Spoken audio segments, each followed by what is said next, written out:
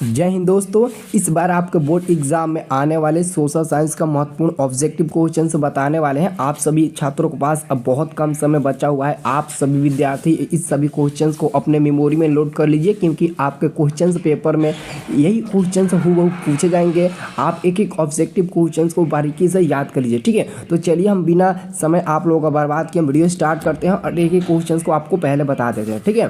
तो यहाँ पर आपका पहला नंबर क्वेश्चन है, संपूर्ण क्रांति का नेतृत्व किसने किया? संपूर्ण क्रांति का नेतृत्व किसने किया? तो यहाँ पर आपका आंसर होगा डी नंबर, जयप्रकाश नारायण। जयप्रकाश नारायण, जिसको हम लोग शॉर्ट नेम जेपी नारायण के नाम से भी जानते हैं, ठीक है।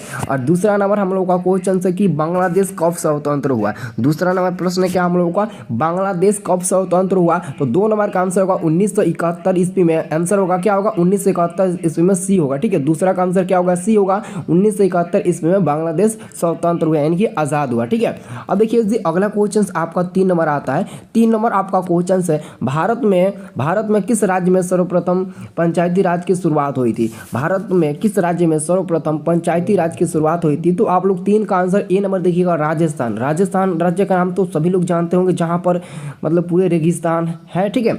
अब देखिए अगला क्वेश्चन है 4 नंबर, निम्नलिखित में कौन केंद्र शासित प्रदेश है? केंद्र शासित प्रदेश है, यानी कि पंजाब और हरियाणा 2 ऐसे राज्य हैं जिनकी राजधानी चंडीगढ़ है। तो हम लोग चंडीगढ़ का नाम देंगे, क्या देंगे, चंडीगढ़ का नाम देंगे। आंसर देंगे सी नंबर, यानी कि 4 का आपका फाइनली आंसर हो जाएगा सी नंबर, ठीक है। और 5वां नंबर क्वेश्चन है, संघ सरकार का उदाहरण है। संघ सरकार का जो उदाहरण होता है वो क्या होता है? America, Bharat, Canada. तो बहुत लोग कहते हैं कि इसका आंसर सभी कनाडा भी हो जाएगा, इनमें सभी हो जाएगा, लेकिन नहीं, इसका आंसर क्या आप लोग बता सकते हैं क्या होगा? ऑलरेडी आप लोग क्वेश्चन से तो याद किए हैं कि इसका आंसर अमेरिका होगा, लेकिन संघ सरकार का उदाहरण एक्चुअल में अमेरिका के साथ साथ कनाडा भी होगा और भारत भी हो जाएगा। तो हम यहाँ पर देख सकते हैं इसका आंसर होगा डी नंबर, इनमें से सभी। तो बहुत लोग कंफ्यूजन में होंगे कि इसका आंसर सर आप अमेरिका क्यों नहीं टिक लगाए, आप तो डी नंबर पर टिक लगाए, बट आप अच्छे से समझिएगा ना, तो इसका आंसर भारत भी होगा, कनाडा भी होगा, अमेरिका भी होगा, इसलिए हम आंसर टिक लगा रहे हैं डी नंबर पर। आप लोग यही याद करो और एग्जाम में यही टिक लगाना, पूरा 1 नंबर आपका मिलेगा, नंबर नहीं कटेगा, ठीक है।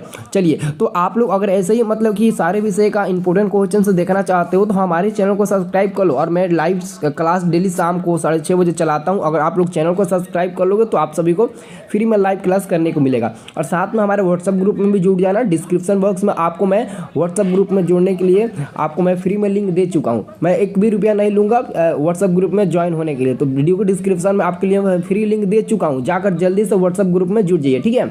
6 नंबर आपका क्वेश्चन है, भारत का केंद्रीय बैंक कौन है? तो भारत का केंद्रीय बैंक, जिसको हम लोग आरबीआई बैंक के नाम से जानते हैं, जिसको हिंदी में हम लोग कहते हैं रिजर्व बैंक ऑफ इंडिया, जो आपको आंसर यहाँ पर सी नंबर में मिलेगा। भारत का केंद्रीय बैंक कौन है? तो रिजर्व बैंक ऑफ इंडिया। 6 का आंसर क्या हो जाएगा आपका, सी नंबर हो जाएगा। जबकि 7 नंबर क्वेश्चन है आपका, कृषि उत्पादों के मानवीयकरण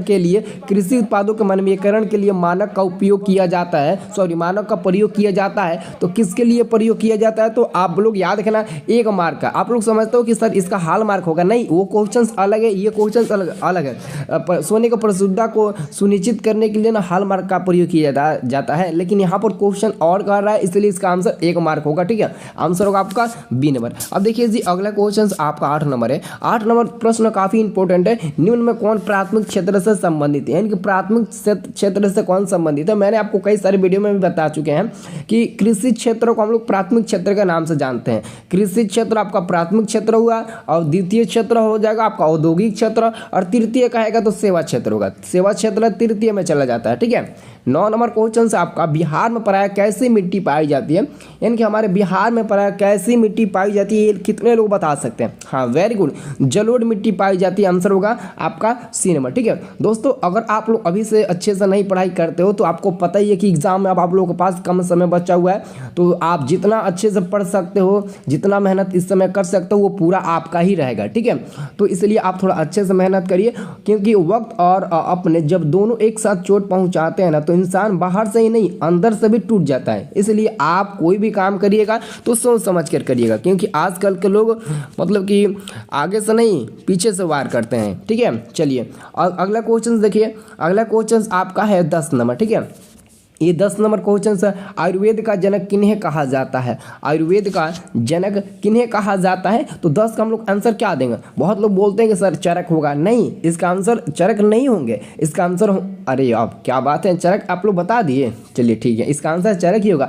आप लोग बोल रहे थे पतंजलि, नहीं, इसका आंसर चरक ही होगा, बहुत लोगों का कहना भी है, इसलिए इसका आंसर चरक भी होगा। ठीक है, चरक होगा, मैं भी कंफ्यूज हो गया था। ठीक है, चलिए, तो 11 नंबर क्वेश्चन से, बिहार में कितने प्रतिशत क्षेत्र में वन है? हमारे बिहार में कितने प्रतिशत क्षेत्र में वन का फैलाव यानी कि वन है? तो 11 का आंसर होगा डी, यानी कि 7%। कितना प्रतिशत?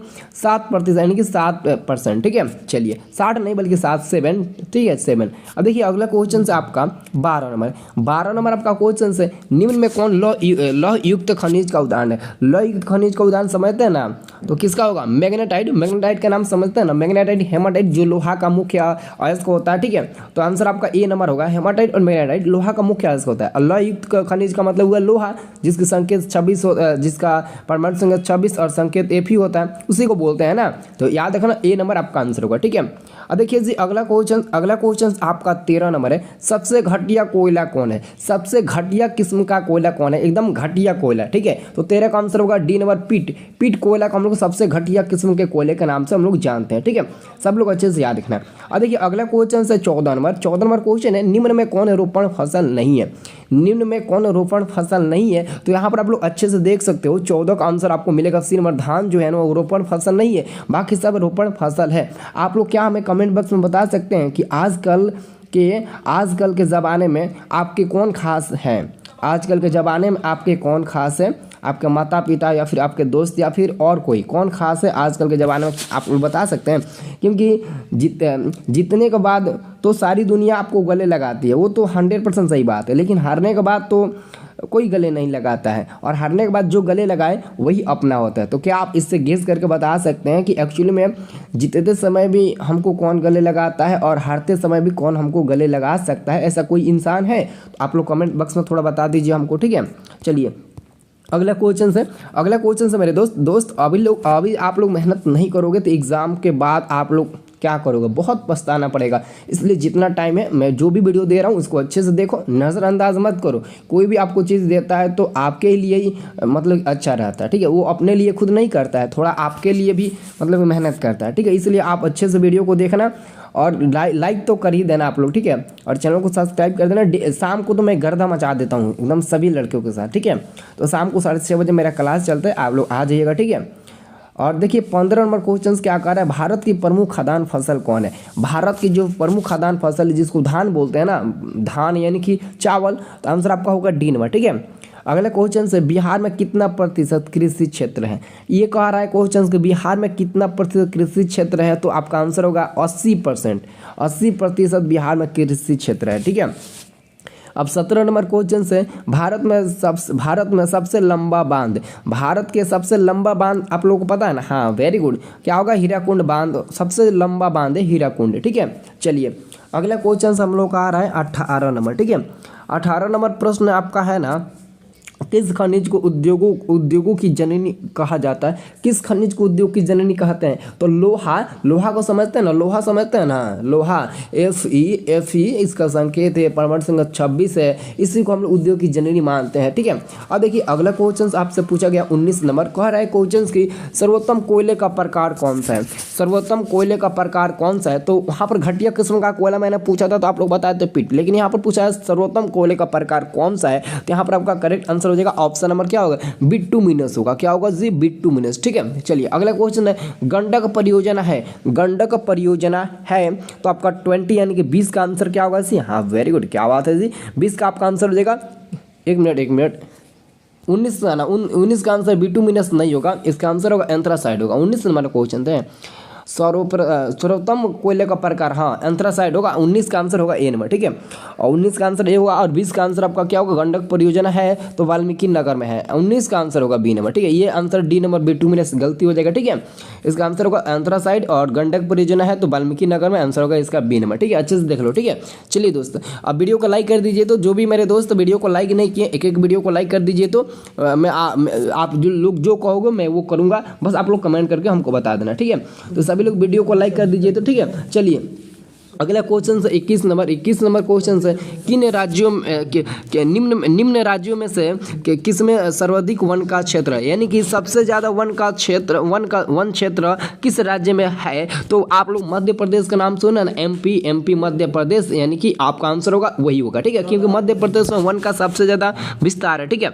22 नंबर क्वेश्चन से कहलागांव तापीय विद्युत परियोजना है, कहलागांव तापीय विद्युत परियोजना किस मतलब कि जिला में स्थित है। तो 22 का आपका करेक्ट आंसर हो जाएगा ऑप्शन नंबर ए, भागलपुर जिला में स्थित है। कहलागांव तापीय विद्युत परियोजना किस में स्थित है, तो भागलपुर जिला में स्थित है। किस जिला में स्थित है जी, तो भागलपुर जिला में स्थित है। आंसर होगा आपका ए नंबर, ठीक है। जस्ट अगला क्वेश्चन है सूखे के लिए जिम्मेदार कारक बताइए। अब देखिए जब सूखा पड़ता है तो सूखा किसके लिए पड़ता है, मतलब कि सूखे के जिम्मेदार क्या है, यानी कि अगर आप किसी को मारते हो तो उसका कारण तो होगा, ठीक। वैसे ही सूखे के लिए जिम्मेदार कारक का नाम आप लोगों को बताना है। तो 23 का आंसर क्या होगा, हाँ, वर्षा की कमी के कारण ही हमारे एरिया में क्या मतलब कि सुखाड़ भी पड़ जाता है, ठीक है। ज़्यादा मतलब कि वर्षा नहीं होती है तो सुखाड़ पड़ जाता है, ठीक है। अब देखिए 24 नंबर क्वेश्चन है बिहार में कौन बाढ़ प्रवण क्षेत्र है, यानी कि बिहार में सबसे ज़्यादा बाढ़ कहाँ पर आती है, तो उत्तरी बिहार में हमको सबसे ज़्यादा बाढ़ देखने को मिलती है। नहीं, एक मिनट, उत्तरी बिहार में ना, हाँ ठीक है, उत्तरी बिहार में सबसे ज़्यादा बाढ़ मतलब कि आने की संभावना रहती है और आता भी है, ऐसा नहीं है कि नहीं आता है, ठीक है। अगला क्वेश्चन, बिहार में रज्जू मार्ग कहाँ है, तो बिहार में रज्जू मार्ग आपका राजगीर में स्थित है, राजगीर, ठीक है, राजगीर में ही रज्जू मार्ग स्थित है, ठीक है। अगला क्वेश्चन, सासाराम नगर का विकास कब हुआ था, तो सासाराम नगर का विकास जब हुआ था वो कब हुआ था, तो मध्य युग में हुआ था ना। चलिए क्या बात है, वेरी गुड, सासाराम नगर का विकास मध्य युग में हुआ था, ठीक है। चलिए अगला क्वेश्चन बताने से पहले जो लोग इस वीडियो को अभी तक लाइक नहीं किए, एक लाइक जरूर करिए, एक लाइक आप लोग जरूर करिए। देखिए काम ऐसा करो कि लोग आपको गेस्ट बनाकर नहीं बल्कि चीफ गेस्ट बनाकर बुलाए, इसलिए मैं बोलता हूं कि अभी थोड़ा सा मेहनत कर लोगे, एग्जाम में आज से मतलब कि समझ लो 1 ही महीने लगभग बचा हुआ है, ठीक है। लेकिन अगर उतना समय मेहनत कर लोगे तो मेहनत का फल आपको रिजल्ट देगा, ठीक है। 27 नंबर क्वेश्चन से गोविंद सागर कृत्रिम जलाशय संबंधित है, तो 27 का आंसर होगा ए नंबर, हाँ क्या होगा, ए नंबर से संबंधित, ठीक है। चलिए रिहंद बांध से संबंधित है।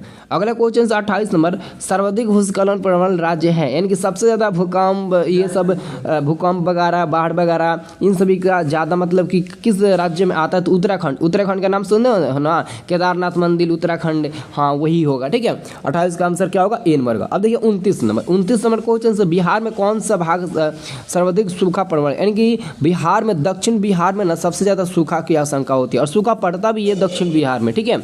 अब देखिए अगला क्वेश्चन है 1871 में कौन सी संधि हुई थी। आप बताइए 1871 में कौन सी संधि हुई थी, आपको पता था ना कि फ्रेगफंड की संधि कब हुई थी, तो 1871 में। तो आप लोग फ्रेगफंड की संधि बता देना, क्योंकि आपको याद है कि 1871 में फ्रेगफंड की संधि हुई थी, तो वही आपका आंसर भी होगा, 1871 में फ्रेगफंड की संधि हुई थी, ठीक है। 31 नंबर क्वेश्चन है 1830 की क्रांति के बाद फ्रांस में किस प्रकार का शासन स्थापित हुआ। 1830 की क्रांति के बाद फ्रांस में किस प्रकार का शासन स्थापित हुआ, तो अरे वाह भाई क्या बात है, हमको लग रहा था कि ये क्वेश्चन हम बताएंगे तभी आप लोग बताएंगे, संवैधानिक राजतंत्र, ठीक है। आंसर होगा बी नंबर संवैधानिक राजतंत्र, ठीक है। अगला क्वेश्चन है रूस की बोल्शेविक क्रांति का नेतृत्व किसने किया, रूस की बोल्शेविक क्रांति का नेतृत्व किसने किया, तो 32 का आपका आंसर होगा ऑप्शन नंबर सी होगा, लेनिन ने किया था। किसने किया था, लेनिन ने किया था, आंसर होगा आपका सी नंबर। और अगला क्वेश्चन है एशिया और यूरोप के बीच कौन प्राचीन स्थल व्यापारिक मार्ग था, एशिया और यूरोप के बीच कौन प्राचीन स्थल व्यापारिक मार्ग था, तो आपका होगा रेशम मार्ग। रेशम मार्ग का नाम सुना ना, ये ऑलरेडी आपके एनसीईआरटी का क्वेश्चन है, ये तो आप लोगों को पहले से याद होना चाहिए ना, ठीक है। चलिए अगला क्वेश्चन है आपका 34 नंबर प्रश्न है चौरी चौरा कांड के बाद गांधी जी ने निम्नलिखित में किस आंदोलन को बंद कर दिया, तो असहयोग आंदोलन को चौरी चौरा बाग हत्याकांड के बाद महात्मा गांधी जी ने भंग कर दिया था, यानी कि बंद कर दिया था, तो 34 का आंसर हो जाएगा सी नंबर। अब देखिए अगला क्वेश्चन आपका है 35 नंबर क्वेश्चन है अंतर्राष्ट्रीय मजदूर दिवस कब मनाया जाता है। अंतर्राष्ट्रीय मजदूर दिवस हम लोग 1 मई को मनाते हैं, ठीक है। वर्तमान में भारत में कितने केंद्र शासित प्रदेश है, वर्तमान में भारत में कितने केंद्र शासित प्रदेश है, तो 8 है, ठीक है, 8 हो जाएगा। अब देखिए अगला क्वेश्चन है सूचना का अधिकार संबंधित कानून कब पारित हुआ, तो 2005 ईस्वी में, आंसर होगा बी नंबर 2005 ईस्वी में, ठीक है। चलिए अगला क्वेश्चन हम लोग देखने वाला है, ठीक है। अगला क्वेश्चन आपका है सूचना का अधिकार संबंधित कानून कब बना, तो इसका आंसर मैं आपको बता दिया 2005 में। अब हमको आप लोगों को अगला क्वेश्चन बताना है, हाँ देखिए अगला क्वेश्चन आपका है 38 नंबर। किसने कहा था कि लोकतंत्र जनता के द्वारा तथा जनता के लिए शासन है? तो अमेरिका का महान विद्वान व्यक्ति अब्राहम लिंकन का यह कथन है, और ये अपने बलबूते पर अमेरिका के राष्ट्रपति भी रह चुके हैं। ठीक है। 39 नंबर क्वेश्चन से पंचायती राज संस्थाओं में संवैधानिक दर्जा किस संविधान संशोधन से प्राप्त हुआ है? तो हमको लगता है कि 73वां होगा। ठीक है। 39 का आंसर क्या होना चाहिए दोस्तों? हाँ 73वां ही होगा। और देखिए अगला क्वेश्चन, भारत में लोकतंत्र की सफलता में क्या बाधा है? तो भारत की जो लोकतंत्र में सफलता की बाधा है वो अशिक्षा भी है, गरीबी भी है और बेरोजगारी भी है, इसलिए हम आंसर देंगे डी नंबर पर। 40 का करेक्ट आपका आंसर हो जाएगा डी नंबर। ठीक है। तो दोस्तों इसके बाद वाला वीडियो मैं आपको अगले वाले वीडियो में बहुत जल्द देने वाला हूं। ठीक है। तो जितने लोग अगले वाले वीडियो देखना चाहते हैं वो कमेंट करके जरूर बता देना, क्योंकि आपको बोर्ड एग्जाम में 40 नहीं बल्कि 80 ऑब्जेक्टिव क्वेश्चंस बताएंगे। तो मैंने आपको 40 ही बताया, तो और मैं आपको बाकी का 40 ऑब्जेक्टिव आपको अगले वाले वीडियो में बताने वाला हूं। तो कितने लोग देखना चाहते हैं रियली में आप लोग बताइएगा, और उसका आंसर भी आपको बताइएगा कि जीतने के बाद तो सारी दुनिया गले लगाती है, लेकिन हारने के बाद जो गले लगाए वही अपना होता है। ऐसा कौन कर सकता है आजकल के ज़माने में? उसका आंसर आप लोगों को कमेंट सेक्शन में ज़रूर बताना है, तभी आपको सफलता मिलेगी। ठीक है। तो ज़रूर बताइएगा आप लोग कमेंट करके। ठीक है।